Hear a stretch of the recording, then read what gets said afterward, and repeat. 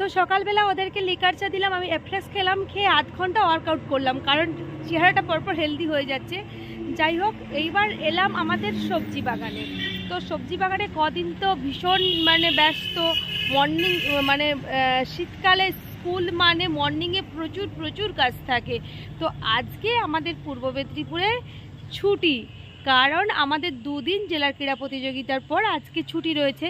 তাই ভাবলাম আজকে একটু আমাদের সবজি বাগানে কি সবজি আছে, কি সবজি তুলবো, আর একটু মাঠের দিকে যাব, কিভাবে সর্ষে হয়েছে, বা একটু ফার্মে ঢুকবো। সেই ছোট ছোট দুদিনের চিকগুলো আপনাদের সঙ্গে শেয়ার করেছিলাম, সেগুলো কত বড় হয়েছে।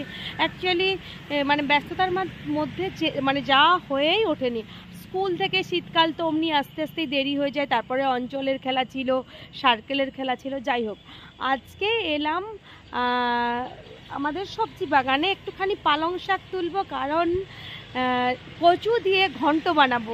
অ্যাকচুয়ালি করবো বলে করা হয়ে ওঠেনি। অ্যাকচুয়ালি ছুটির দিন না থাকলে তো এগুলো করা হয়ে ওঠে না। আর অনেক পেঁয়াজ কলি হয়েছে, কদিন ধরে খাওয়া হচ্ছে। তো যে পেঁয়াজগুলো আগের বছর পেঁয়াজ চাষ হয়েছিল, যে পেঁয়াজগুলো থেকে গিয়েছিল, তার গাছ বেরিয়ে গিয়েছিল, সেইগুলো বাগানে লাগিয়ে দিয়েছিলাম, কারণ ওগুলোতে পেঁয়াজ কলিটা হয়, বেশ ভালোই পেঁয়াজ কলি খাওয়া যায়। তো অনেক পেঁয়াজ কলি রয়েছে, পেঁয়াজ কলি তুলবো। তো আপাতত সঙ্গে থাকুন। কর্তাকে বললাম যে একটুখানি কচু খুলে দাও, বেশি দরকার নেই, এটা আমাদের বাগানের কচু। এবছর কচু খুব একটা ভালো হয়নি, তো এইটুখানি হলেই হয়ে যাবে, কারণ 4 জন রয়েছি, মা বাড়িতে নেই, আর আমার যাও বাড়িতে নেই, আমি আর আমার হাজব্যান্ড আর 2টো ছেলে রয়েছে। এইটুখানি হলেই হয়ে যাবে। তো কচুর ঘন্টা একটু গুগলি হলে ভালো হয়, কিন্তু এই শীতকালে আর গুগলি পাবো কোথায়। তো যাই হোক, অমনি বড়ি দিয়ে কচুর ঘন্ট বানাবো। আর দেখো কীরকম পেঁয়াজ কলি হয়েছে, পেঁয়াজ কলি অনেক হয়েছে, পেঁয়াজ কলি।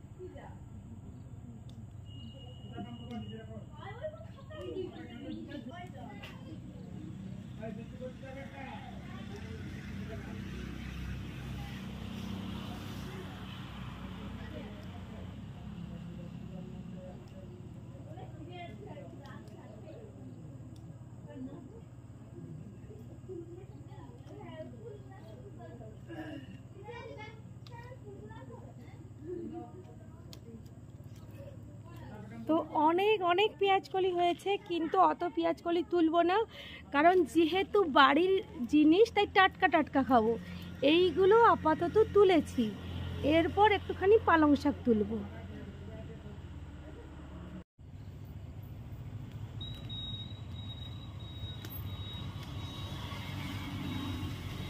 শাকগুলো সব টুকে নিয়েছি, কারণ পালং শাকটা অনেক দিন হয়ে গেছে, শিক বেরিয়ে গেছে। তো আমার তো ঘন্টে বেশি পালং শাক লাগবে না, এইটুকুখানি হলেই হবে। পালং শাকটা তুলে নিয়েছি, এরপর একটুখানি ধনে পাতা তুলবো। ধনে পাতা একটুখানি তুলে নিয়েছি। অ্যাকচুয়ালি শীতকালে তো ধনে পাতা ছাড়া যেন চলেই না। তো যাই হোক, কিছু একটা রেসিপি হবে, মাছ হোক, ডিম হোক, বা মাংস হোক, তার জন্য এই ধনে পাতাটা তুলে নিয়েছি। এরপর একটুখানি ফার্মের দিকে যাব, ওখানে কি সবজি আছে দেখা যাক, ওখান থেকেও কিছু সবজি তুলব। বলুন দেখি এগুলো কি ফুল? যারা গ্রামে তারা অনেকেই চিনতে পেরেছেন। এগুলো হচ্ছে মূলো ফুল, খানিকটা সর্ষে ফুলের মতো দেখতে, কিন্তু সর্ষে ফুলটা হলদে রঙের আর মূলো ফুলটা সাদা রঙের। তো এই মূলো ফুল দেখতে আমার কিন্তু বেশ ভালো লাগে।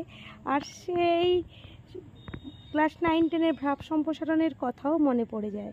প্রাচীরের গায়ে এক নাম গোত্রহীন ফুটিয়াছে ছোট ফুল অতিশয় দিন, ধিক ধিক করে তারে কাননে সবাই, সূর্য উঠি বলে তারে ভালো আছো ভাই। বাগানে আর একটা জিনিস হয়েছে, দেখুন দেখি। হয়তো অনেকে ভাববেন এগুলো শুশনি শাক, কিন্তু হ্যাঁ এগুলো এক ধরনের শুশনি শাক। এগুলোকে বলা হয় টক শুশনি, তো বিজ্ঞানের ভাষায় বলে আমরুল গাছ। যাই হোক, এই টক শুশনির আলু বেগুন দিয়ে একটা ঘন্ট খুব সুন্দর হয়, তো সেটা একদিন আপনাদের সঙ্গে আমি শেয়ার করব। অনেকটাই হয়েছে। কবে থেকে বলছি কুঁদরিগুলো পাড়ো, কিছুতেই পারছে না, আর কুঁদরি গাছের উপর সব পাতায় ভর্তি হয়ে গিয়েছে। তো আজকে অনেক কষ্টে কুঁদরি পাড়া করালাম।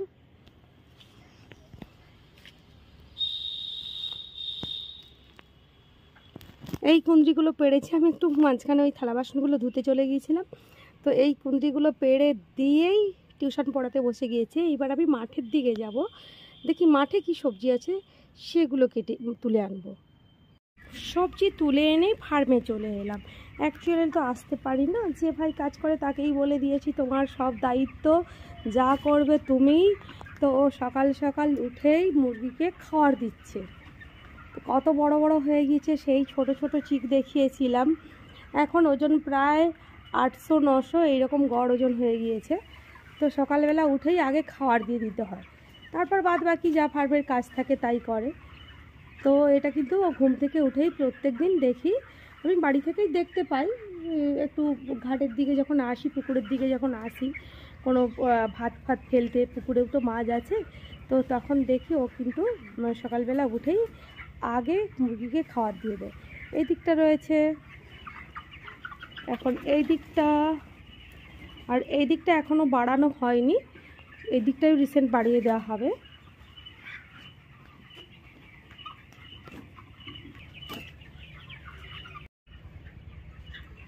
তো যাই হোক, অন্যান্য বারে মানে এর আগে যে চাষ হতো, তখন যে কোম্পানির আন্ডারে চাষ করা হতো তখন কি হতো, স্মেল হতো আর মাছি এসে যেত।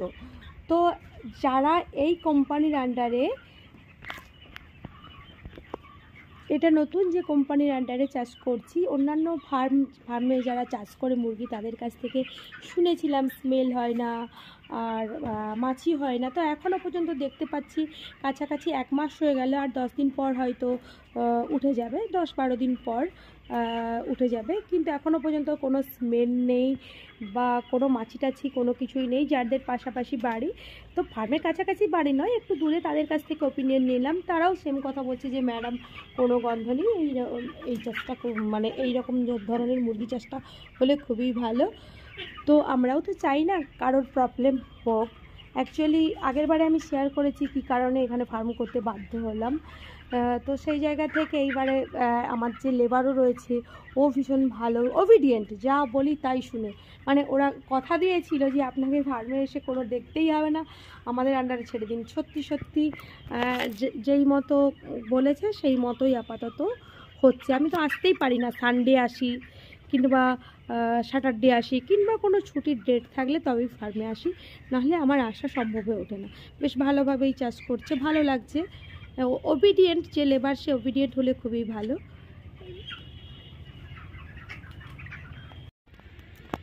আগে সর্ষে ক্ষেত্রে আপনাদের সঙ্গে যখন শেয়ার করেছিলাম তখন ফুল ছিল, এই দিকটায় ফুলগুলো প্রায় ঝরে গিয়েছে, অল্প স্বল্প আছে।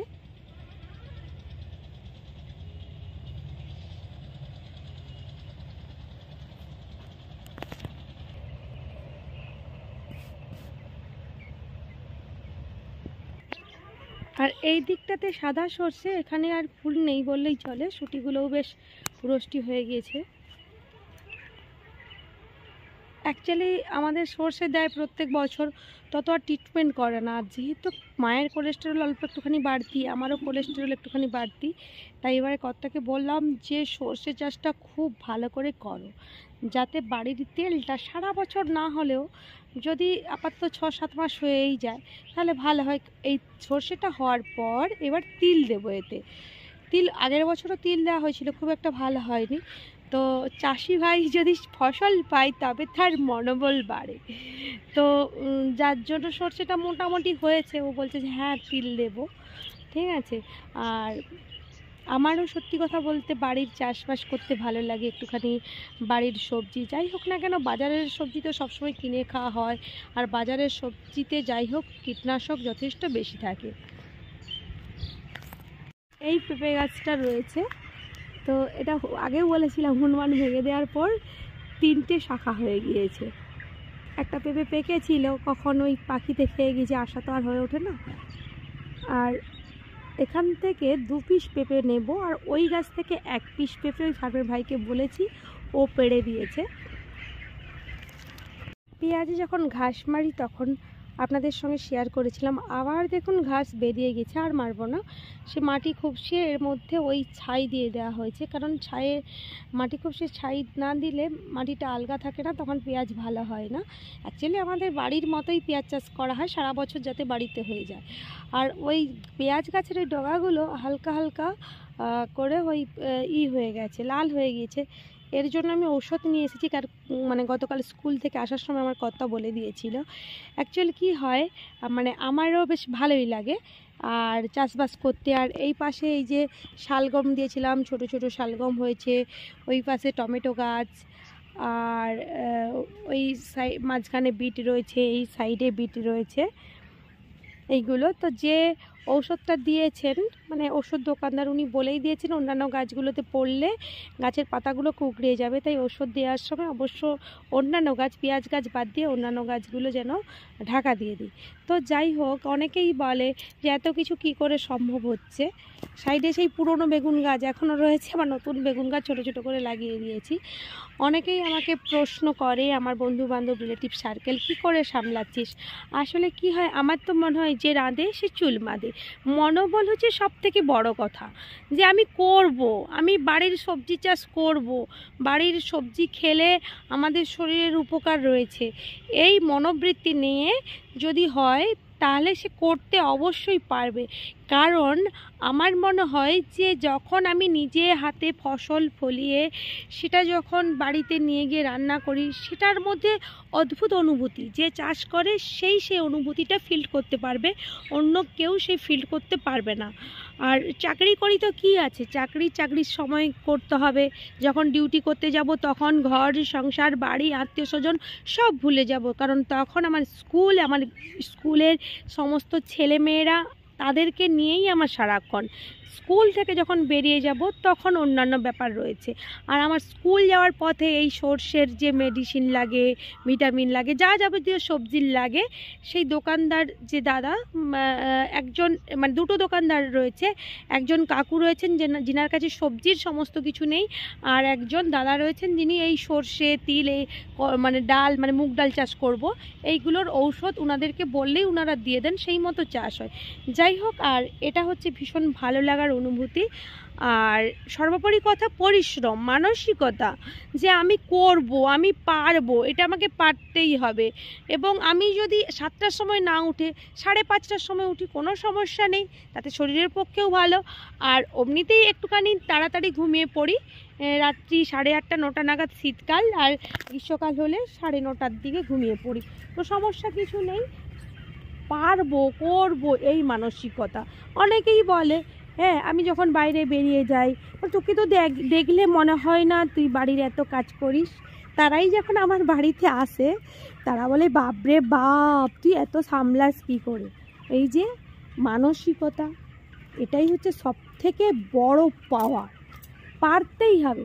চাকরির ক্ষেত্রেও একদিন মনে হয় আপনাদের সঙ্গে আমি শেয়ার করেছিলাম আমার লাইফ স্ট্রাগল। চাকরির আমার সার্ভিসটা পাওয়াও কিন্তু একটা খুব স্ট্রাগল।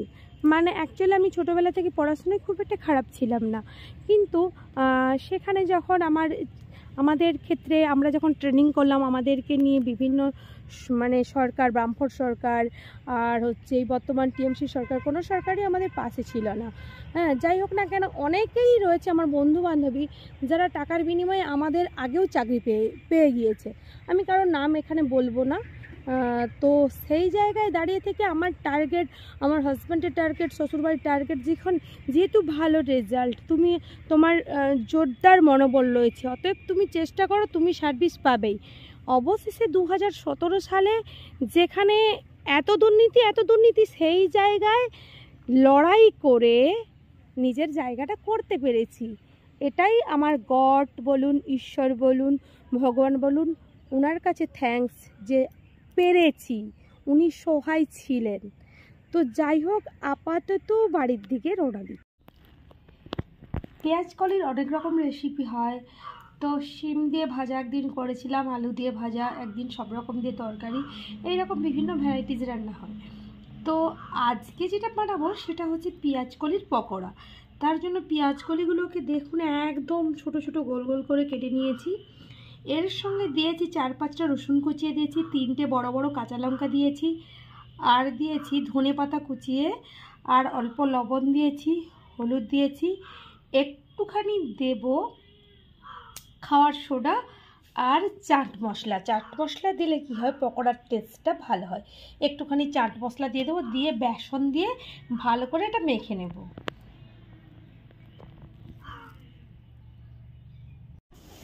এই তেলে ভাজাগুলো ভেজে নেওয়ার পর একটুখানি শশা কুচিয়ে নেব, নিয়ে সকালবেলার মুড়ি খাওয়ার পরোটা হয়ে যাবে। অন্যান্য দিন স্কুল থাকলে তো একসঙ্গে বসে খেতে পারি না, যেহেতু আজকে স্কুল ছুটি, একটু সবাই মিলে বসে একটু তেলে ভাজা করে নিচ্ছি। শশা কুচিয়ে নেব, কারো কাঁচা লঙ্কা লাগলে কাঁচা লঙ্কা নেবে, নিয়ে মুড়ি খেয়ে নেব। মুড়ি খেয়ে নিয়েই এইবার বাবুর স্কুল রয়েছে, বাবুর জন্য একটু ফেনা ভাত করে দেবো। অনেকদিন থেকে ওই ফেনা ভাতটা ওর ভালো লাগে খেতে। তো আজকে যেহেতু একটু লেটে রান্না করব, আর একটুখানি চিকেন আনারও প্রোগ্রাম হচ্ছে, চিকেন হোক মটন হোক, যাই হোক, তো রান্না করতে লেট হবে। তো বাবুকে একটুখানি ফেনা ভাত করে দেবো, মানে সব রকম একটুখানি সেদ্ধ ভাতে দিয়ে ভাত করে, ডাল সেদ্ধ করে ওকে খাইয়ে স্কুল পাঠিয়ে দেব। কারণ ওর হচ্ছে একটা ছোট কুকার রয়েছে, সেই বেবি কুকারে একটুখানি ভাত করে ডাল সেদ্ধ দিয়ে খাইয়ে দেব। দিয়ে ওকে আজকে টিফিন দেব। পাউরুটি নিয়ে এসেছি, পাউরুটিকে সেঁকে একটুখানি বাটার দিয়ে ওর উপরে চিনি আজকে দেবো না, আজকে ও নিজে থেকেই বললো খেজুর গুড় দিতে। কারণ গতকালও রুট ক্যানেল করার জন্য ডক্টরের কাছে নিয়ে গিয়েছিলাম। সে অ্যানাস্থেসিয়া করার সময় একটুখানি ঠোঁট ফুলে ফুলে যায়। ও কী করেছে, সেই ঠোঁটের উপরে দাঁত দিয়ে চিপেছে, জিভ বুলিয়েছে, এইরকম অনেক কিছু করার পর ঠোঁটটা অনেকটাখানি ফুলে গিয়েছে, যার জন্য একটুখানি নরম জাতীয় খাবার দিলেই ভালো। তো আমিও ভাবলাম হ্যাঁ, খেজুর গুড়টা যদি দিয়ে দিই তো পাউরুটিটাও বেশ নরম নরম হয়ে যাবে। সেই হিসাবে পাউরুটিটা সেঁকে নিয়ে ওই বাটার লাগিয়ে ওর উপরে খেজুর গুড় ছড়িয়ে দেব, দিয়ে টিফিন, আজকে এটার ওর টিফিন হয়ে গেল। তো যাই হোক না কেন, আজকে ব্লগটা এখানে শেষ করব, কারণ দুপুরবেলা রান্না বান্নার ইত্যাদি ব্যাপার আছে। তো আবার রিলেটিভরা আসবে বিকেলবেলা, তো ওরা বলেছে নয়ার পটচিত্র গ্রাম দেখতে যাবে। ওদেরকে একটা বিকেলবেলা নয়ার পটচিত্র গ্রাম নিয়ে যাওয়ারও কথাবার্তা হয়েছে। মানে আমরা এমন সময় ঠিক করেছি যে চিকেনটা করে নেব, আর রাত্রিবেলা মটনটা বানাবো। আর রাত্রিবেলা যারা রিলেটিভ আসবে তারা বলেই দিয়েছে যে কিচ্ছু করার দরকার নেই, শুধু ঝোল ভাত খাবে। তো তা তো হয় না, একটুখানি রাত্রিবেলা আলু ভাজবো আর মটনটা বানাবো আর চাটনি বানাবো, সেটা সন্ধ্যের ব্যাপার, সন্ধ্যে রয়েছে। তো দুপুরবেলা রান্না বান্না করে সব গোছগাছ করে রেডি করে নেব। তো রিলেটিভরা এলেই মোটামুটি ওদেরকে নিয়ে একটুখানি টিফিন খাইয়ে, চা বিস্কিট খাইয়ে ওই নয়ার পটচিত্র গ্রামে যাব, সেটাও আপনাদের সঙ্গে অবশ্যই শেয়ার করব। যাই হোক, আজকের এই মর্নিংয়ের ব্লগ এটা আজকে এখানেই শেষ করছি। আপনারা সবাই সুস্থ থাকুন, ভালো থাকুন, সঙ্গে থাকুন। আপাতত tata, bye bye, tiffin ready.